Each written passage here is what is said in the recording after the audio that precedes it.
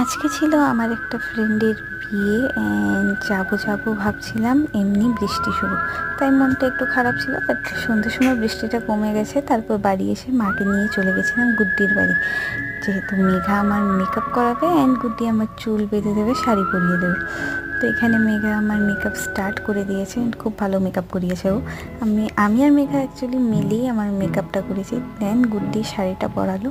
এই শাড়িটা আমার অধিবাসীর শাড়ি, ওদের বাড়ি থেকে দিয়েছিল, একদিনও পরিনি, এই ফার্স্ট টাইম পরলাম। অ্যান্ড গুড্ডি এখানে আমার চুলটা বেঁধে দিয়েছিল। তোমরা আমাকে জানিও যে আমাকে কেমন লাগছে। তো আমি বাড়ি এসে এই যে গয়না পরে নিলাম, পরে দেন চলে গেলাম বিয়ে বাড়ি, অনেকটা লেট হয়ে গেছিলো। তো এখানে ওদের কুঞ্জও শেষ হয়ে গেছিলো। কুঞ্জ শেষ হওয়ার পর একটু দেখে আমরা চলে গেছিলাম খাওয়া দাওয়া করতে। এই হচ্ছে আমার ফ্রেন্ড, এখানে বসে আমি আমার আরও দুটো ফ্রেন্ডের সাথে গল্প করছিলাম, তারপর চলে গেছি বাড়ি। আজকের মতো এই মিনি ব্লগটা এখানেই। আই হোপ তোমাদের ভালো